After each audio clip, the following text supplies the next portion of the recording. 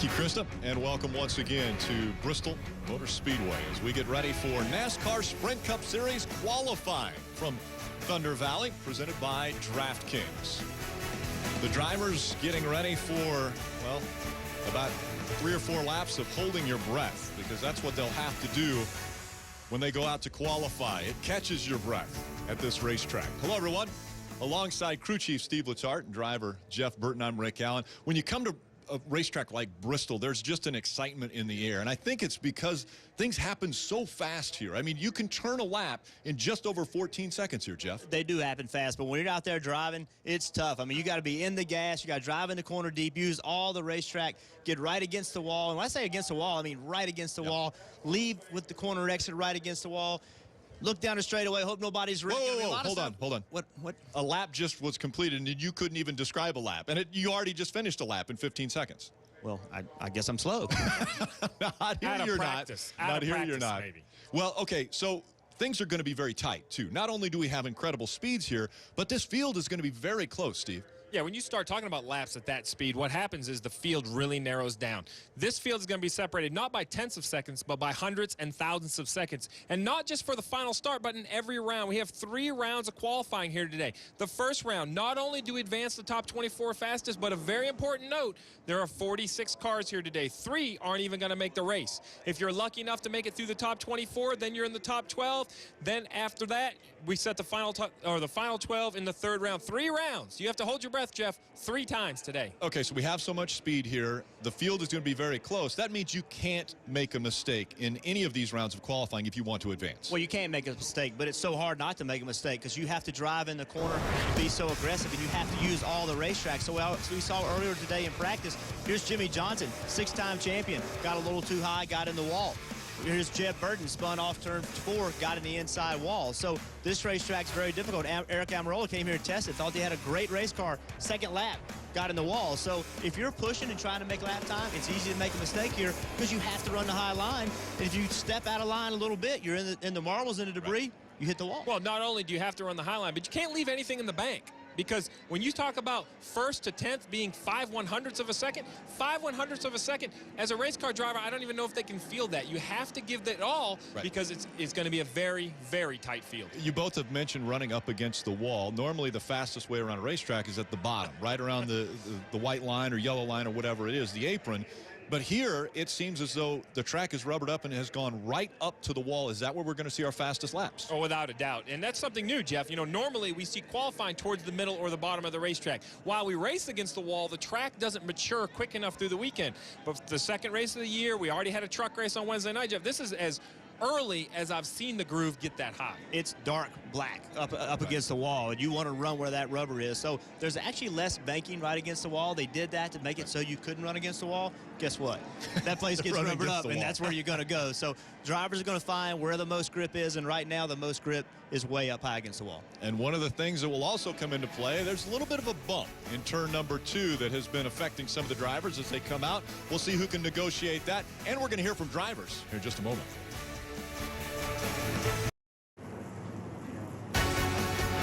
As we mentioned, things happen very fast here at Bristol. We get ready for Sprint Cup Series qualifying. Getting through tech, sometimes not as fast as you would like, right, Mike? It's definitely not as fast as some guys would like. And as you can see, there are still 4 or 5 cars still going through inspection. This is because they didn't pass the first time. It's at least their 2nd time through. For some of them, it's their 3rd time through. Now, like I said, only 4 or 5 cars remain, but there are some big names. Martin Truex Jr. just left the inspection bay. Joey Logano is in this group, as well as Eric Almirola. So some guys are scrambling to get their cars approved before qualifying starts, Rick.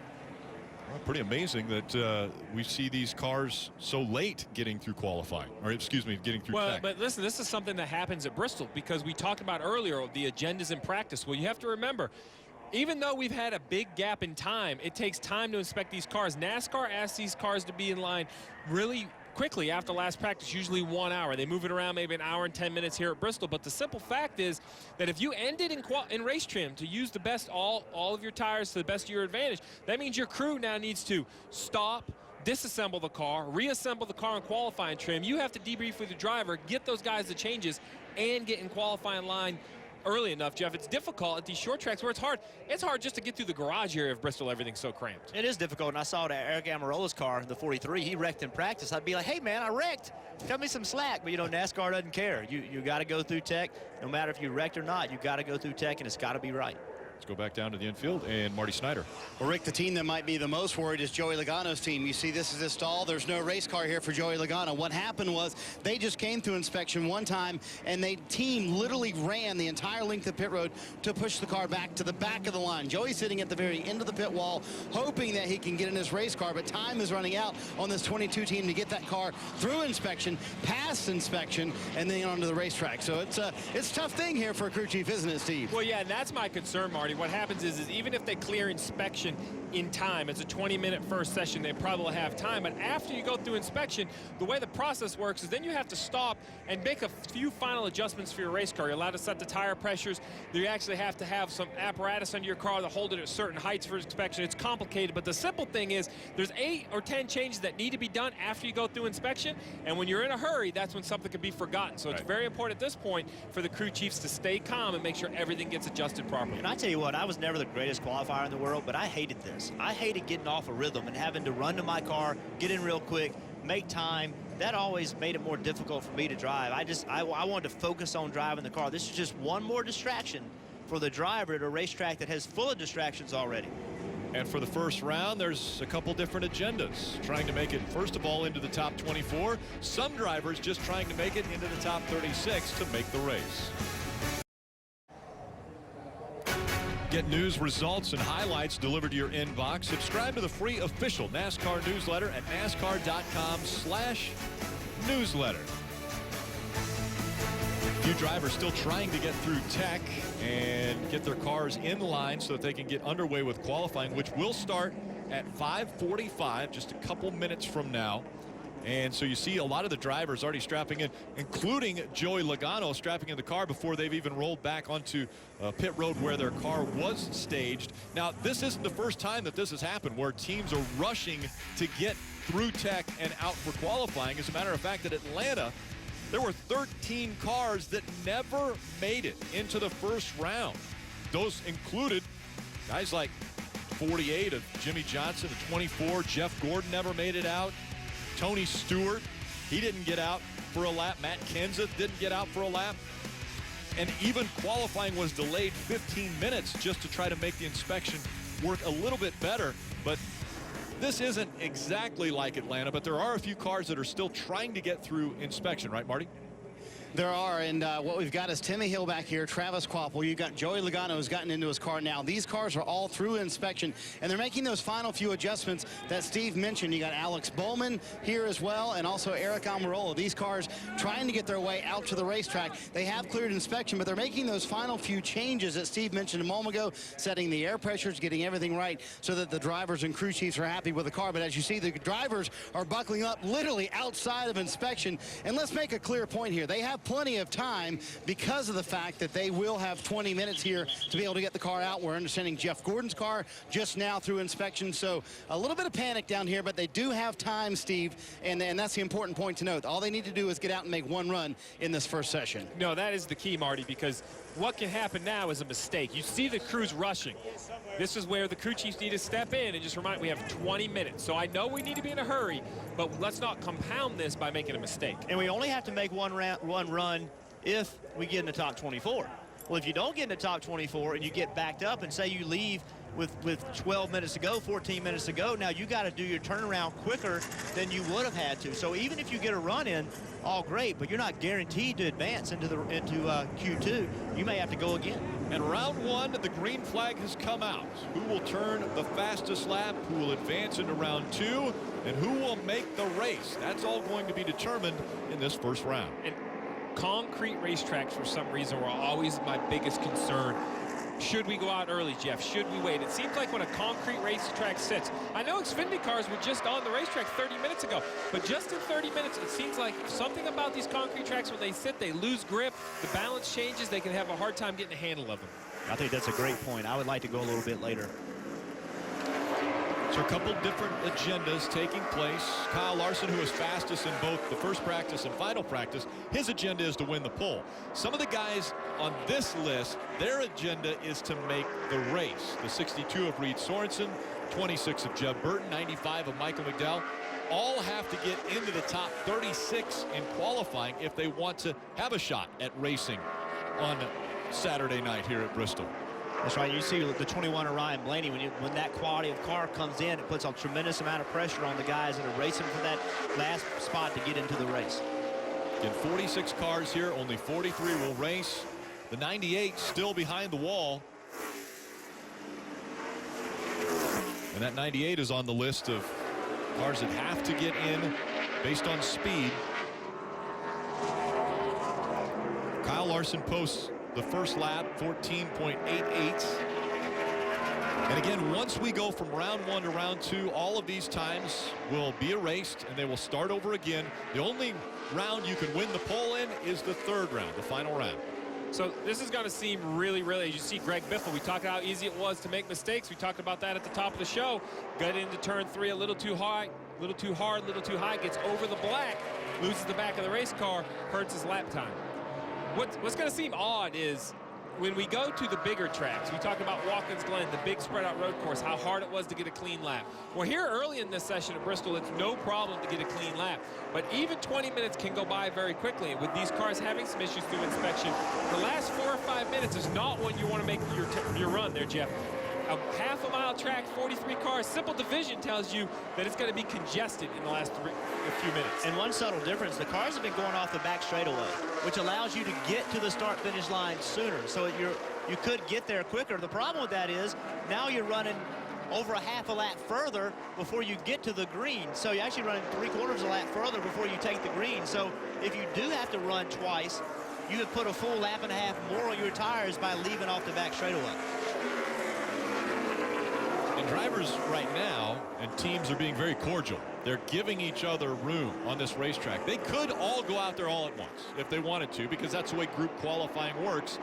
But they're helping each other out, and they're trying to help themselves out by not having as many cars on the track so that they can get a clean lap, put down the fastest lap without being affected by another car. You see here with Kevin Harvick, I'm going to be very interested to see what kind of lap time he can run. Kyle Larson at the top of our board ran a decent lap time at a 14:88, but then Justin Allgaier second at a 14:88 as well. But it seems slick out there, Jeff. I see a big issue with the 4 car. You hear him completely out of the gas. So he needs to just quit. Don't even try to make that lap work. Shut it down, get the engine cooled off, come in, get the tires cooled off, and go again. That's what he did. He just stopped. He didn't try to go around another lap, get the tires cleaned up. He just gave up. He'll come back and try again. See the 24 rolling. He'll roll around the track. Here's the 4 again. He gets in the corner. Gets free right there, has to chase it up the racetrack. Now he gets in all these marbles. In that white area up top of the racetrack, it is full of tire debris. They don't clean the track off between practice and qualifying. So when he gets up here, he is just picking up all those tire marbles on his right side tires. He's got to get that cleaned off before he can make another run. It'll take a solid lap to clean it off. I wish there was this answer. I wish there was an answer of why this track loses grip and we see all this. But have we not seen this play before, Jeff? I feel like every time we come to Bristol, you get done with practice, oh, this guy was fast, this guy was fast. It never plays out that way. It seems like we always have some oddball pole sitter versus practice because this track does change so much.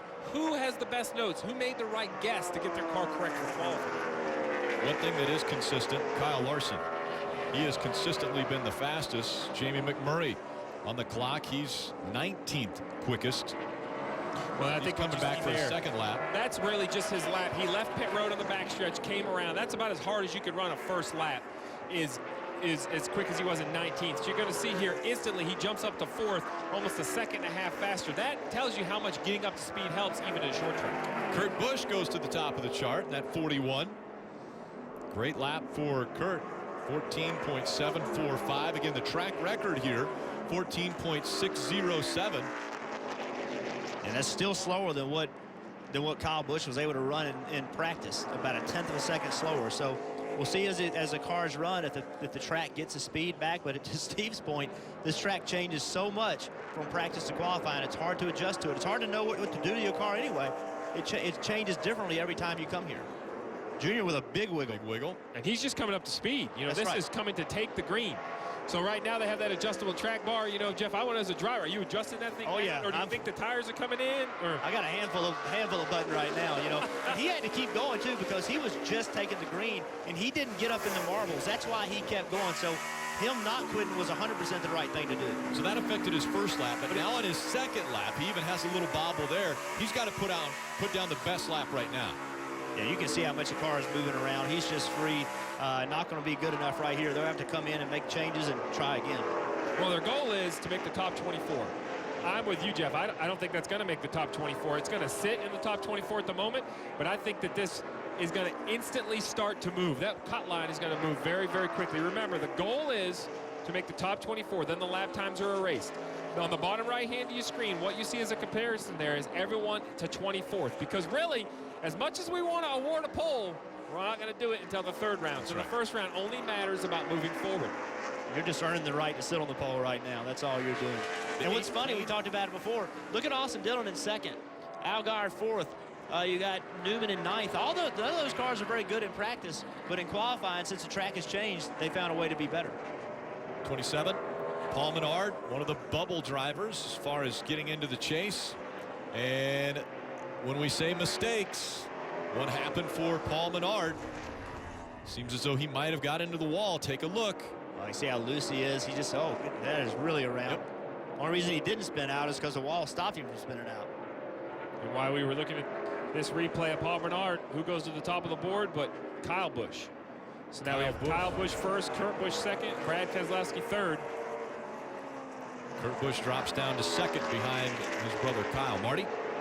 Rick, you guys hit it right on. We saw it there with Paul Menard. The track is way loose right now. In fact, Kurt Busch said exactly what you guys have been making the point of. It just doesn't have the grip in the racetrack right now because cars have not been on the racetrack. Dale Earnhardt Jr. said during his run, I can't even drive this thing. It's so loose. And Kevin Harvick said when his car stepped out, he said, it felt great. It just stepped out on me. We need to wait a little while before we make another run. So point well taken, guys. Track just not where it needs to be right now for these guys. 12 minutes and counting in round one. Yeah, and they're complaining about the lack of grip, Marty, but we're only a half a tenth of a second off the track record. Right. So, you know, that tells you right there, the drivers, all they know is what their car is feeling. They don't necessarily know how fast it was. It's just a level of grip they have. So to be only a half of a tenth off of the track record, but still be complaining about the cars, that tells you something about the race cars and the racetrack.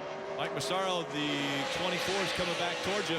Yeah, and it's just completed its first run so far in this qualifying session, and there was some doubt and some drama surrounding the 24 car. It was one of the final cars through inspection, but there was no rush, no sense of urgency, it would seem, while they waited on pit lane to go out. He and Alan Gustafson, Jeff and Alan Gustafson, had a conversation just waiting for the right time to go out. Jeff also had a conversation with Eddie DeHunt, his spotter, who gave him critical information. What Jeff wanted to know was where the hot line was, where to stay and where to avoid, and also he wanted to know what the pole speed would be. Gave him a mark to shoot for, and, well, came up a little short there, but, you know, 14 fastest so far on the board. Pretty good start. Yeah, not bad. His teammate, Jimmy Johnson, went out and put the 48 third quickest. Now we see Ryan Blaney, the 21.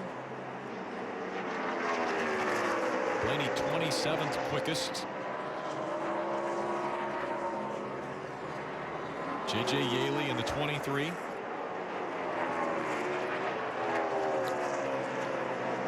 It's so hard to explain at home how you can come here for an entire day, have 2 long practices, sit for a few hours, and the track can be so totally different.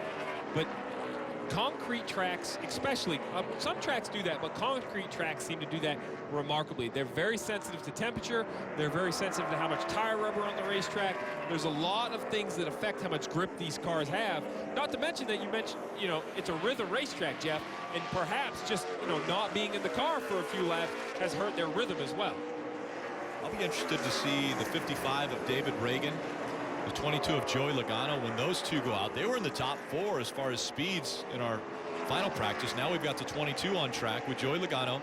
Can he back up what he was able to do in final practice, even under a little more pressure, because they just got through technical, the tech here, getting ready for this qualifying session.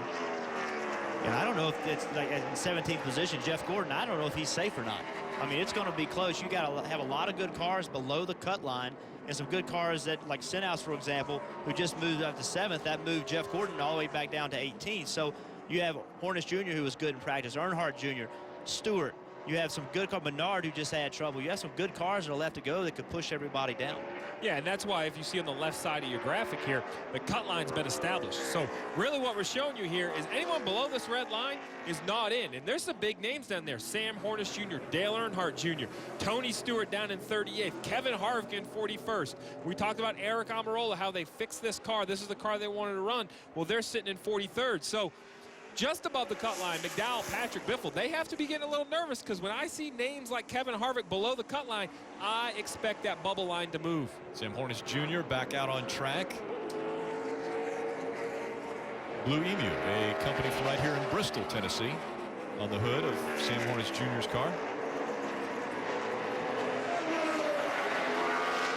The qualifying really is so important here for not only your starting position, but also pit road selection of pit stalls. You really only have, what, 4 good stalls here?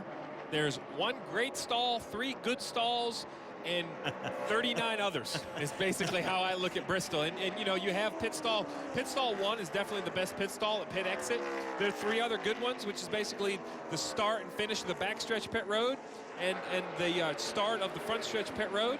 But other than that, they're all kind of the same. The other big issue is we talk about how fast things happen here. You know, the other thing that happens real fast, the leader catches you. Yeah. And no matter how good of a car you have, if you qualify outside, that's what makes this round so important. Is what we talk about a good qualifying effort. 15th to 8th, not a big difference. But if you stub your toe today and you start 28th, 29th, 30th, Jeff, you know when the track gets clogged and there's nowhere to go, that leader is coming. You could go a lap down easily. Oh, it's so hard. And you have to drive so aggressively. That's why we see so many wrecks. As soon as the leader catches the lap cars or the soon-to-be lap cars, everybody's got to step it up, and that's when we start to see the wrecks. Tony Stewart back out on track. His teammate Kevin Harvick also back out on track. Both drivers fighting to make it into the next round. Saw just a shot of Paul Menard off turn 4. Saw how loose he was. They still hadn't found a way to get that car tightened up. You know, we talked about at the beginning of the show about trying to make the field. Well, if we revisit that right now, the cars that have to make the top 36, starting with the most urgent, is the 62 of Reed Sorensen, who's unfortunate at the moment in 44th.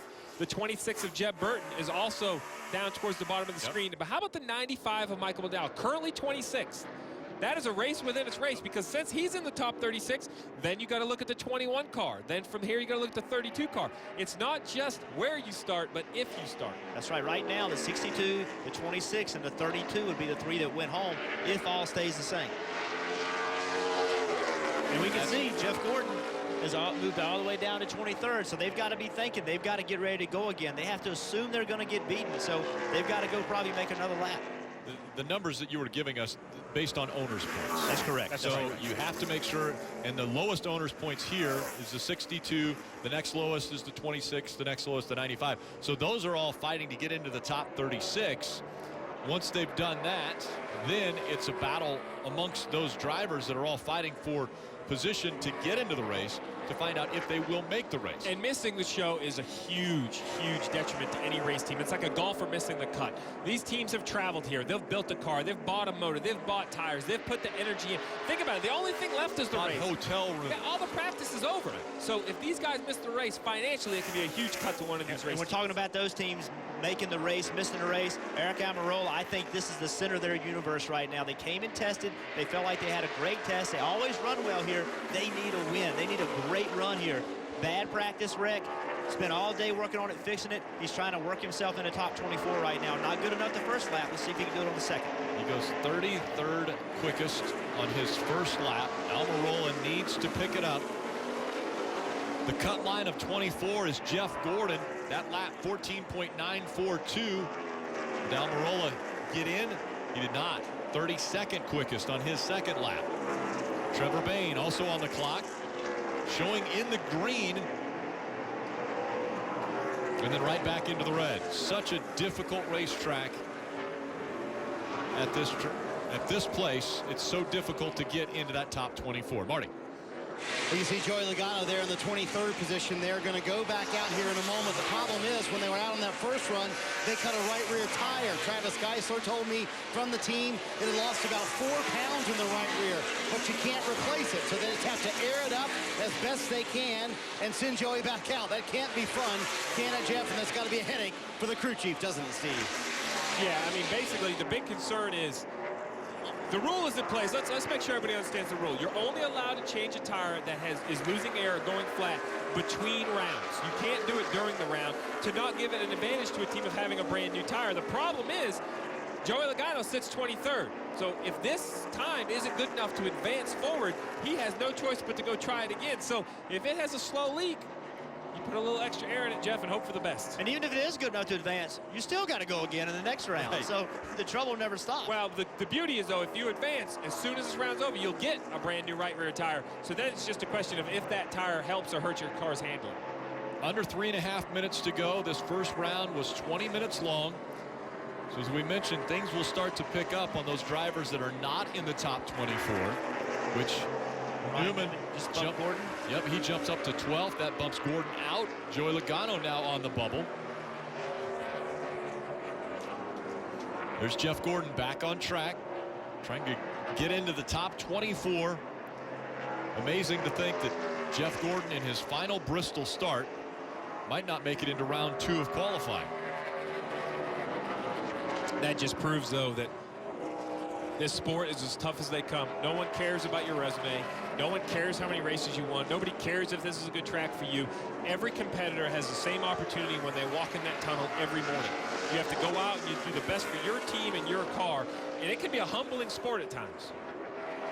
In the media center earlier, someone asked Jeff Gordon, do you have to win, as he's moved up into the top 24 now. 21st should be all right. 21st. In the media center, they asked, do you have to win? Jeff Gordon responded with, I don't have to win. I have 92 wins already. I want to win. So that's the drive that the driver of the 24 has in his final Bristol start. Mike? And 5 of those wins, Rick, by the way, have come right here in Bristol. So he has quite the legacy here. But the team appears to have a little bit of work to do if they're going to add a 6th victory here this weekend.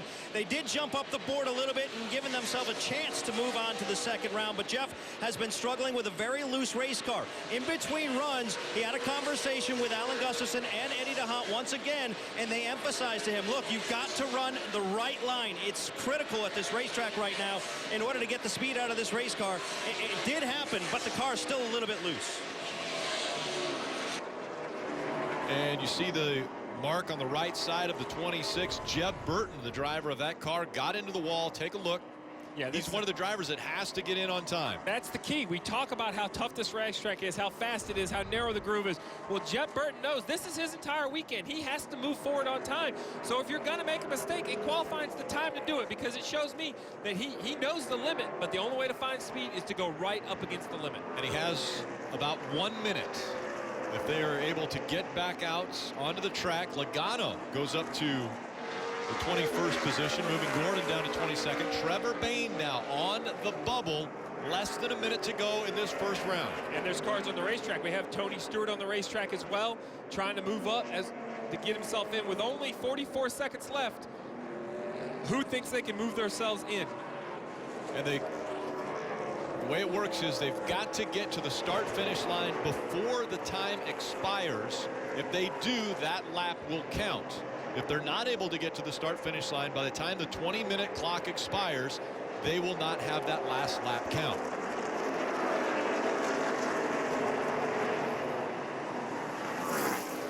When you're in the middle of this, it's just chaos.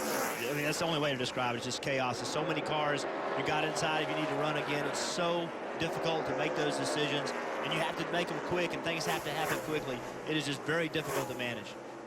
Right now, the 30, the 62, and the 26 are outside the top 36 in this qualifying run. Those would be the 3 cars that wouldn't make the field for tomorrow night.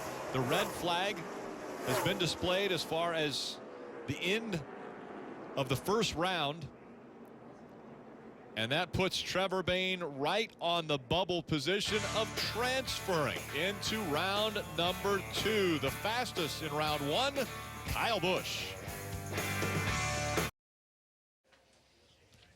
Sunday, 7:30 a.m. Eastern. Formula One action is on NBCSN. It's the longest circuit of the season, so who will endure and capture that checkered flag? Formula One Belgian Grand Prix Sunday morning on NBCSN. That's a beautiful setting. Spa is where they'll be running that race. How about Bristol, Tennessee? The base of the Blue Ridge and Appalachian Mountains. A gorgeous setting here for Bristol Motor Speedway and Thunder Valley. A packed infield, a bull ring here where 43 cars will go to battle tomorrow night. Xfinity race this evening. Here's 25 through 43. After round one, these are the drivers that don't advance into round two. Any surprises right off the top? Well, I think it's, you know, Paul Menard has to be disappointed. He was 11th quick overall in lap times, ended up 29th. You know, anytime you're that good in practice, you're looking for a good run. And how about Tony Stewart has got to be disappointed starting back at 40th. Yeah, and those that are the most disappointed, obviously, is Travis Quaffle did not qualify. Jeff Burton did not qualify, and Reed Sorensen. So those three guys, that is exceptionally disappointing. Marty Snyder. Rick, Eric Almirola is always good here at Bristol, but today has been a day you probably rather forget. Started with a practice crash and not qualifying, getting into 31st position there. You get enough laps in the primary car. You didn't go to the backup car to get a feel for what it'll be tomorrow night. I think so. I think, you know, we had a test here a few weeks ago, and we were really happy with our car at the test. And I put us behind. The car bottomed out, and I wrecked it off of turn 2 early in practice. And we thrashed for 2 hours or whatever just to get the car back on the racetrack. And cosmetically, we were able to get the car back on the track, but there's still a lot of work to be done to get the aero back where it needs to be. You wouldn't think it would matter at a place like this at Bristol, but it does. We're going so fast around here, and the aero matters. And there's some stuff that the guys got to work on tonight to get the aero back in the car, and we'll be okay. I hate it that I put us all behind. But we typically run really well here, and the setup that we got is really close to what we've typically run here, and we had a really good test, so we got notes to go off of. He will start 31st, and as he told me a moment ago, we're going to be here all night, Rick. Yeah, a lot of work still to be done on the 43 to get it ready for racing tomorrow night. Sprint Cup Series qualifying round 2. About to see the green flag. This time, only 10 minutes for the 24 cars to go out and see if they can turn a fast enough lap to advance into the top 12. And it looks like Martin Truex Jr. a little bit slow to get going, so some of the other drivers are going to try to work their way around him. And if it's that chaotic to try to make the top 24, I can't imagine how much stress it's going to be to make the top 12. On the left-hand side of your screen, that is the list of the 24 drivers that have advanced to round 2. It's currently in the order of the lap time they ran in round 1. But as you see right there, as the 88 car crosses the line and establishes a new time, they'll get a position next to their name. So that'll continue to shuffle here, especially in the first few minutes of this round while everybody establishes their first lap time. And if we do see a track record in any of the rounds, it will count. If it's in the second round, it won't win them a pole, but it will definitely advance them into the third round. Yes, it's a safe bet. If you run a track record, I think you'd be a good advance. Not always the case, but here today, they're going to be right around that track record.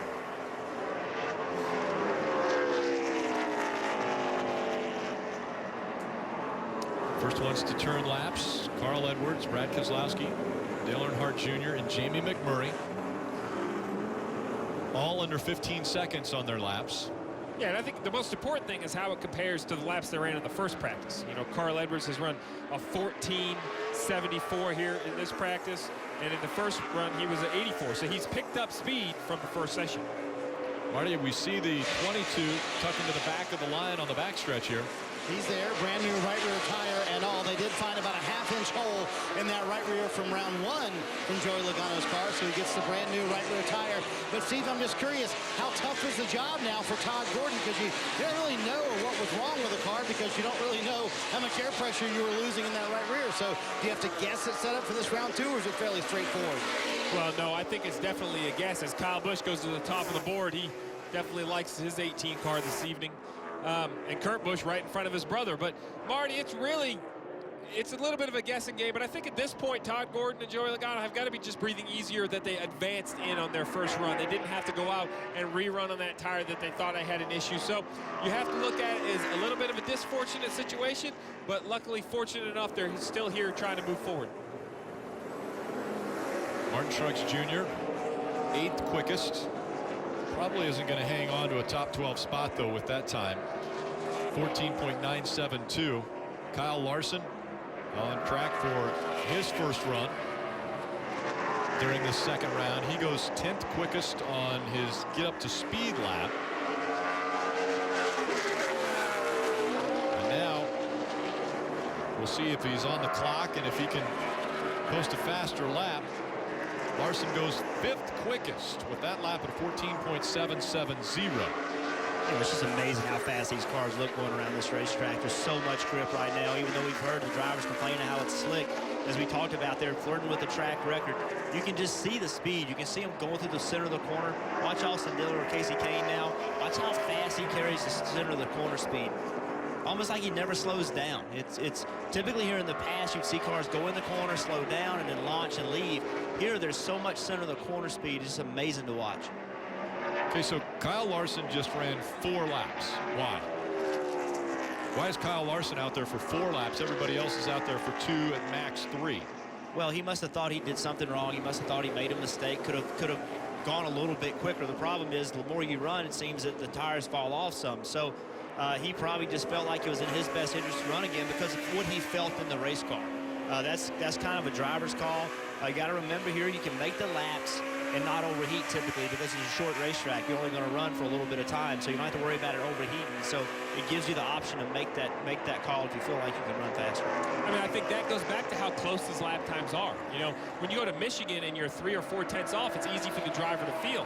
But when you look at the difference between his best lap, Carlos's best lap at a 14.77 versus an 89, it's a little over a tenth at a half-mile track.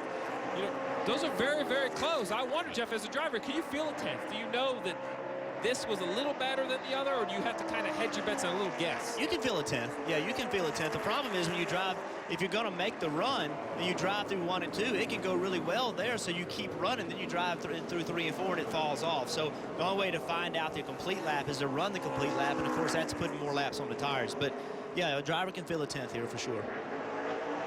After winning the pole at Michigan last week, Matt Kenseth posted the 10th quickest time in his first attempt here in this second round. He will have time to go back out if he wants. Just under 5 minutes, just past the halfway point of this round. Ryan Blaney now on the cut line. And still, 5 cars have not gone out and taken a lap yet in this round. I might be showing my age here or my experience in the garage, but this is one of those tracks, Jeff, that group qualifying has really changed, because you used to have to come out here and just do it in one time in 2 laps. And you saw in that first session how loose everyone is, how much the track changed, how much everybody struggled. This group qualifying allows people to run and run again and adjust on their car and run again and try to continually improve their car. And it seems like, I don't know if you want to feel better about a pole in group qualifying or feel better about it in the old system, but they're definitely different. Jeff Gordon now on the track for his qualifying run. Yeah, not a good run. Look at Justin Allgaier in 13th. That's a good run. He was above the cut line and he just got moved down. He'll have time to make another run probably. But good run for those guys today. Trevor Bayne, 19th quick. 24 of Jeff Gordon coming off the track after just making 3 laps, but not very quick. 22nd quick for Jeff Gordon. And I always wonder when you put 1 new tire with 3 older tires, I always wonder how that's going to match up. You think new tire, great, but that doesn't necessarily mean it's going to make the car drive better. So Joey Logano, he's on his lap trying to get himself in the top 12. I can assure you they never made a lap today with 1 new tire on the car, so they really don't know what their car has right now. We'll see if he's able to get up into the top 12 with that lap. He does. 9th quickest for Joey Logano. A great lap for Logano. Greg Biffle, 17th quickest. Dale Earnhardt Jr. also on the clock. He's 20th on the list. Everyone has turned a lap in the top 24. Now that cut line is David Reagan in 12th.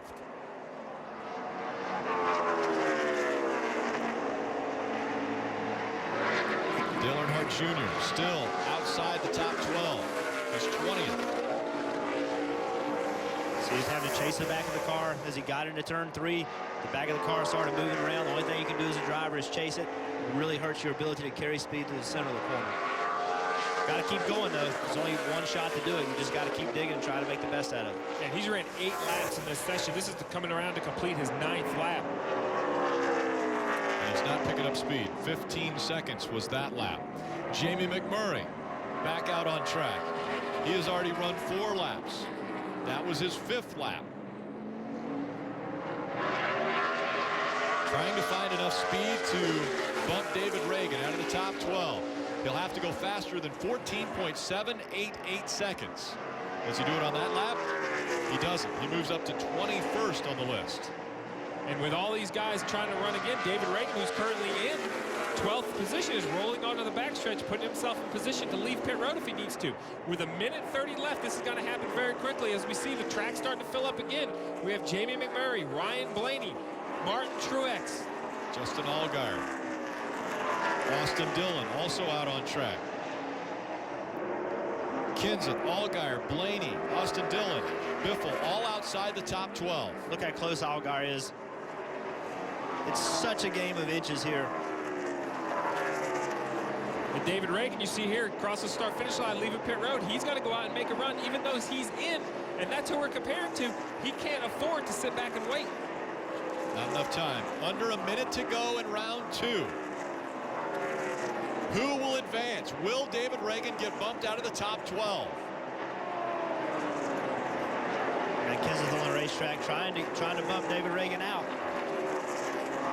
Here comes Kenseth coming to turn 4. Taking start-finish line. Can he do it? Can he move into the top 12? He just took the green. This is really his first green lap, so let's see if he can do it. Remember, they're leaving off in turn 4, so that's a little confusing because you're showing them as on the time lap, but they're not going fast enough yet because they leave turn 4. That time by Kenseth. Not fast enough. 14.861.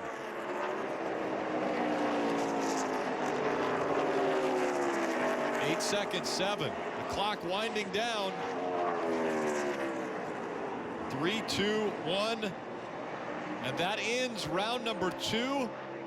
David Reagan is going to hang on. Can Bain bump him out? He doesn't. David Reagan hangs on and will advance into the top 12. How about that? Michael Waltrip Racing, Clint Boyer and David Reagan in the top 12 at Bristol. Here's 13 through 24. The drivers that aren't advancing into round number 3. Matt Kenseth just outside that top 12. How much did he miss it by? Oh, about 9/1000th of a second. Not bad. Well, it's bad if you're him, but you know that's just how close it is. I mean, you look at the speeds; it's just amazing.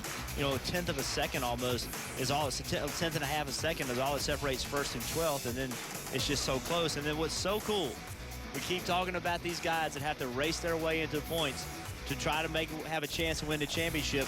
Look at where they are: Ryan Newman in 18th, Casey Kane in 19th, Jamie Murray 21st. Jeff Gordon 24th. Yep. All these guys, they have to race their way in, and guess what? They're in a big pile. You mentioned the chase grid. Let's look at above and below the cut line.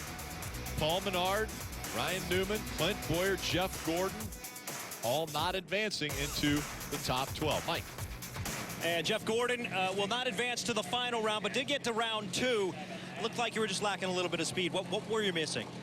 Well, I don't know what the other guys are fighting, but my car's just real tight on the exit and pretty loose getting in. So, you know, we didn't qualify very good here the last time we were here. And heck, this time I think we're worse than we were the last time, but we raced really good.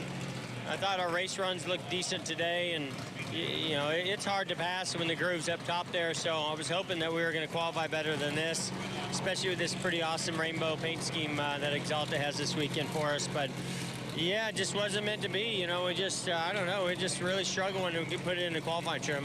It's going to be easy to find that paint scheme too, Rick, because it's awfully bright, no matter where he starts in the field. Absolutely, a very bright car, but a little bit of a dim performance, though. You know, his 2 worst starts were the races he had inspection issues. right here in Bristol. Trying to keep it in the family. Round 1, fastest Kyle Busch. Round 2, fastest Kurt Busch. Will it be one of the Busch brothers that wins the pole at Bristol? We're about to find out. Round 3 is underway. The green flag has come out. 5 minutes on the clock. Carl Edwards, the first to take on this just over half-mile bull ring. And as much as Carl Edwards picked up from round 1 to round 2, I wouldn't rule him out. That's the beauty of Bristol and how tight this field is I don't think you can really rule anybody out, because if anyone can improve a little bit, a half a tenth, a few hundredths of a second, it can make all the difference. Oh. And coming out. Thanks, Carl. Yeah, coming Thanks. out of turn number 4. Really appreciate that big slip up. I got loose there. Should I come back? Well, he's calm on the radio, but so on the left side of your screen, those are the 12 cars that advanced in the order in which they advanced, other than Carl Edwards, because he has a time, although that's not the time he was looking for. With only 4 minutes left, though, he's going to have to come to pit road, cool his engine a little bit. Not so much on the engine. The engine really has very little work to do in only 30 seconds, so it stays relatively cool. The biggest thing is to reset your tires and see what adjustment you want to make. And once again, drivers are being cordial. They're letting them go out one at a time. Teammates will end up being on the track together now, as Brad Keselowski will be on his lap. And following him out is Joey Logano. We'll see what kind of a time Brad Keselowski can post here as he comes out of turn 4. This will be his fastest lap. 14.877. Probably will have to run in the 60s instead of the pole, I would think. That's what we have seen out of the first 2 rounds. Both of the fastest cars have run 1460s. We'll see if Logano is able to knock his teammate off the top of the chart. He does. 14.722 for Logano. Clint Boyer out on the track. Logano running a 3rd lap. And picks up just a bit. 14.721 for Joey Logano. And he's still running. He's going to run a 3rd lap. And at this point, with 2.5 minutes left, there's no reason not to. He's not going to get another run. So if he feels there's any opportunity to do it better, he needs to continue to run. Actually, Hamlin in the green. Would there be, I mean, it's a gentlemanly thing, but what if Logano just kept running around, keeping another car on the track to make it difficult? Now Denny Hamlin goes out. 14.602, new track record at Bristol. And he says, I'm done. I don't need to keep running. That's the best I got. See if you guys can do it. Here's Kyle Busch. He's been continually fast. He's just getting up to speed here. Oh, no, excuse me. 14.70. That's his first lap. We see here now it dips into the green off turn 2. Really close. Can he steal the track record away from his teammate? No, 14.66. Behind him, you saw Kurt getting really loose, coming to get the start-finish line. He got really loose off of 4, wasn't able to carry the speed. What about Kurt Busch? Can he do it? As he comes out of turn 4, across the start-finish line. Kurt Busch, 6th quickest on that lap. Kevin Harvick, 4th quickest. Here comes Kurt Busch. Does he have a chance? Guys, we've talked a lot about Eric Almirola, but Ricky Stenhouse Jr. sitting in now 6th. This is another guy who has this, like, you know, we've kind of ruled poor Ricky Stenhouse Jr. out, but if he wins at Bristol, he's in the chase. This is a track that he's run consistently in the top 10 at, had great runs. This has to be one he's had circled on his calendar. Now, Carl, I'm not going to talk about you. I jinxed you last time. I'm just not going to say anything. He's trying again. I wasn't way off 3rd. 3rd quickest for Carl Edwards. 14.686. A lot better lap for Carl Edwards that time. David Reagan also on the clock in the 55. Can Reagan jump up into the top 5? He does. 4th quickest for David Reagan. Jimmy Johnson.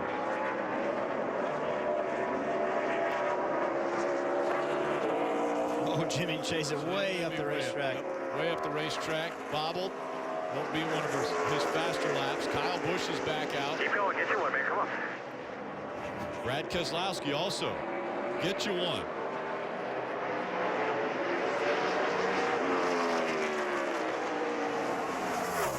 Kyle Busch, Joey Logano, Jimmy Johnson, all on track. Brad Keselowski coming out of 4, a little bit loose. Red and black flags displayed. That means no more laps. We'll count after those. And Kyle Busch goes quicker. 0.618. Not quick enough. So close. 16 one-thousandths of a second separating Hamlin and Kyle Busch. So it's real simple. 16 one-thousandths of a second, about 30 inches. 30 inches. That's how much you lose the pole by, is roughly a yard. Wow. And amazingly enough, that is the same front row that we will see for the Xfinity race at 7 o'clock from Bristol Motor Speedway. The Verizon IndyCar Series is on NBCSN Sunday afternoon. Graham Rahal just 9 points behind championship leader Juan Pablo Montoya. IndyCar Racing Sunday at 2 p.m. Eastern on NBCSN with coverage presented by MAV TV. The front row for tomorrow night's Sprint Cup Series race here in Thunder Valley. Denny Hamlin, his 22nd career pole. Kyle Busch, his teammate, making his second front row start this season. Joe Gibbs Racing continuing to dominate. Marty. Denny Hamlin kind of laid in the weeds for those first 2 rounds, and then all of a sudden, bam, you win the pole in the final round. Did you know it had that much speed left in it, Denny?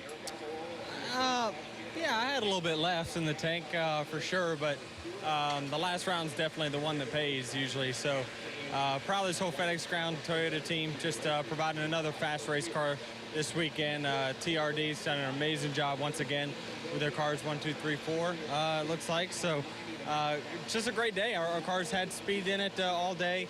And it looks like, you know, I really got the car working the way I needed it to there in that final practice. So testament to these guys and what Dave Rogers did for us. We will hear track position all night tomorrow night. And then also this pit stall. How key is it to get the first selection of pit stalls? It's very important. I mean, the camera is right on the other side of the #1 pit stall. So to have that 2 nights in a row here is going to hopefully pay dividends.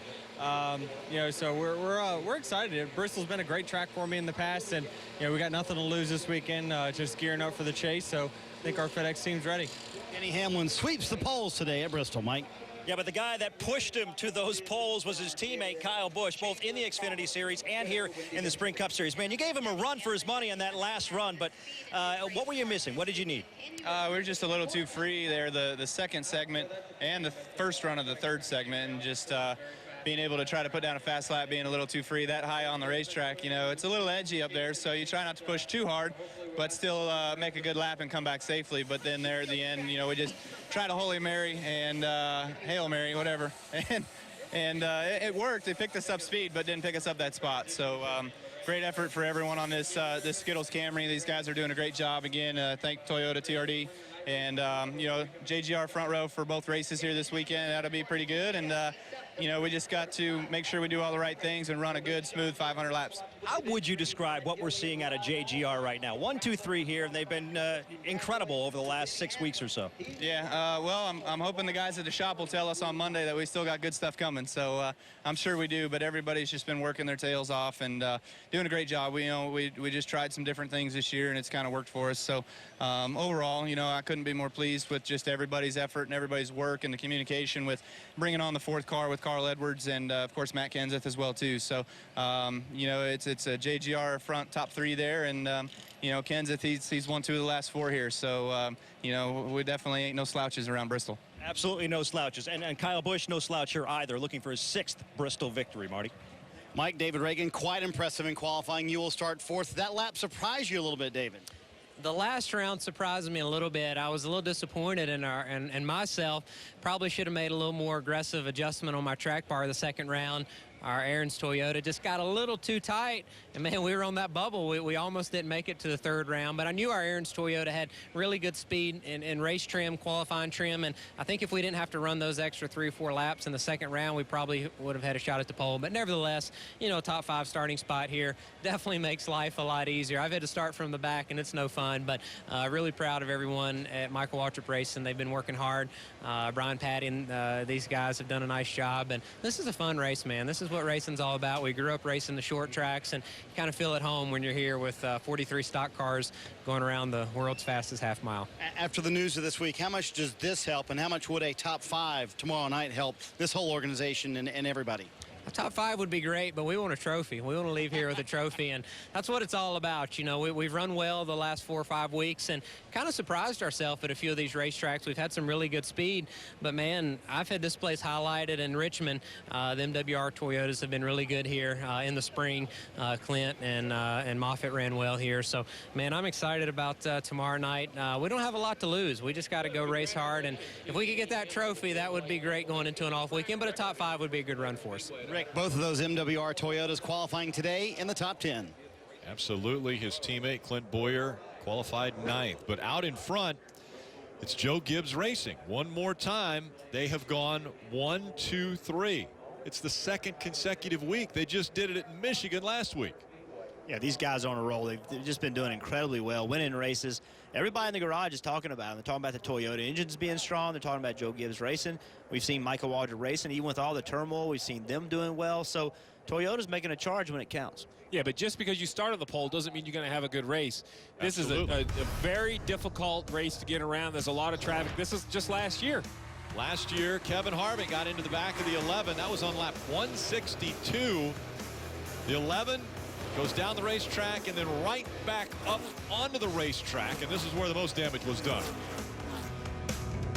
Denny Hamlin not happy, and I'm telling you, why would you be happy when you have such a good race car and it gets foiled by somebody bumping into you? Was that a curveball or a splitter? What was I think that was a fastball. Okay. I think he was going with. So qualifying is in the books. Denny Hamlin, Kyle Busch, the front row for tomorrow night's night race, world's fastest half mile. NASCAR racing continues live this weekend on NBCSN. Tomorrow night, Sprint Cup Series racing from Bristol, presented by No Escape. Coverage starts at 5:30 Eastern. And coming up next, Xfinity Series racing right here at Thunder Valley. Marty Snyder. Well, Ricky Stenhouse Jr.'s had this one circled on the calendar for quite a while.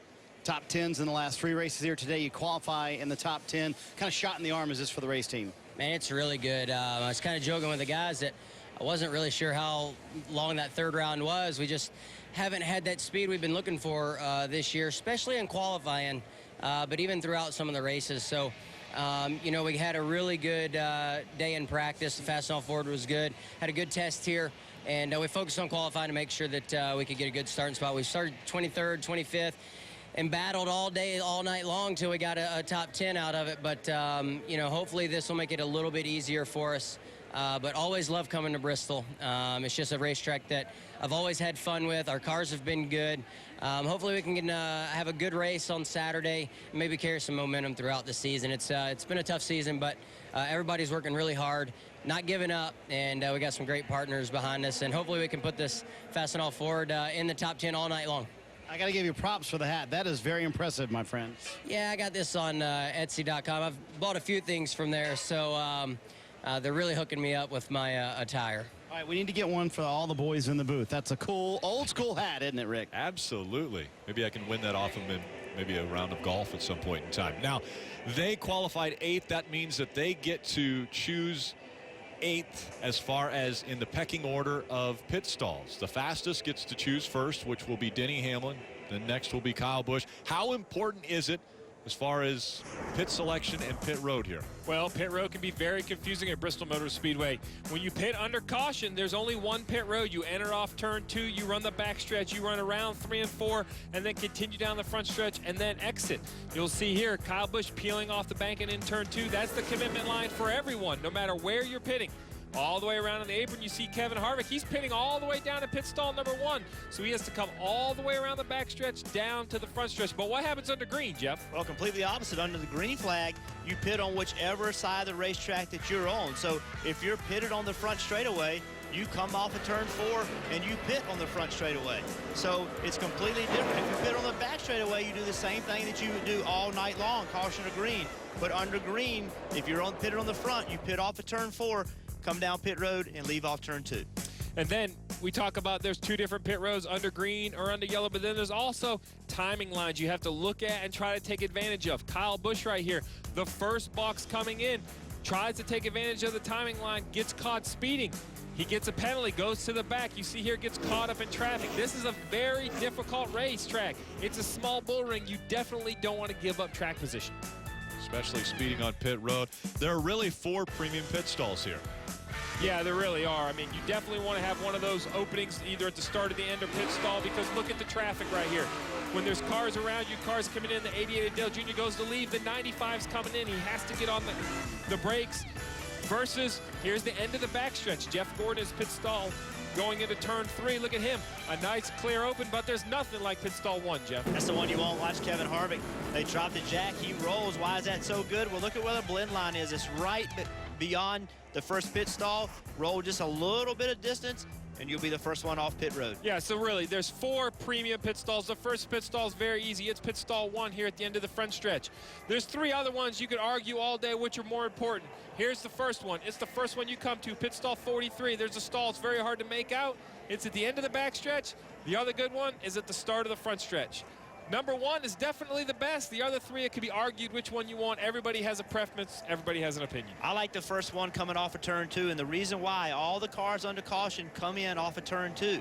You can pass cars getting on the pit road and get into that pit stall before other guys without speeding, because all the cars get bottled up. They actually go slower than pit road speed because they get bottled up on entrance of pit road. So I really like that first stall getting on the racetrack, although we saw Kyle Busch last year speeding, but he was leading. He tried to carry that speed versus following people on pit road. So you got to be careful no matter what stall you're in. And I'm the opposite. If I have my option, I'm going to pit right here because I feel it helps me with the flow of the race, because this right here is the start-finish line. So I like to pit on the front stretch because that's what I do at most tracks you go to. You see the front stretch. I know you don't count laps. The computer count laps for you, but something about watching the cars go by the flag man all day long, it just feels more natural when I sit on the front stretch and watch a race from there. It might seem silly, but small things like that just put you in your comfort zone. You do a better job calling a race. Sprint Cup qualifying has completed. Again, we have the field of 43 set, the field of 40 getting ready for the Xfinity race.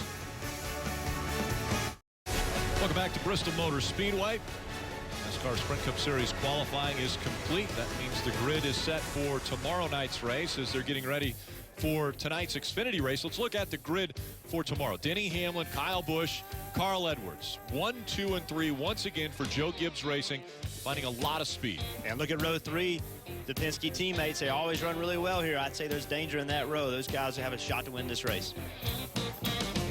We look at rows 5 through 8 in the grid presented by DraftKings. Clint Boyer, also bring one of Michael Waltrip Racing's cars in the top 10.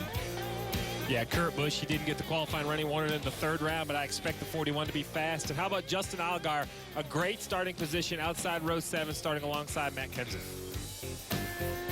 A little deeper in the field, Dale Earnhardt Jr. back in the 20th starting position. Jamie McMurray in row 11. How about Jeff Gordon back there in row 12, making his final Bristol start. Yeah, see this row 16, Eric Almirola, I know he's disappointed. They really had high hopes coming to this race. They got that just digs them a hole they got to dig out. Paul Menard, one of those guys we talked about trying to make the chase, has to earn points. Deeper in the field, Michael Annett had been turning some good laps in practice earlier, but he'll start back in row 18. And all the way in the back of the field, Tony Stewart starting back there in row 20. Definitely not the qualifying he was looking for here at Bristol. So the field is set for tomorrow's Sprint Cup Series racing from Bristol.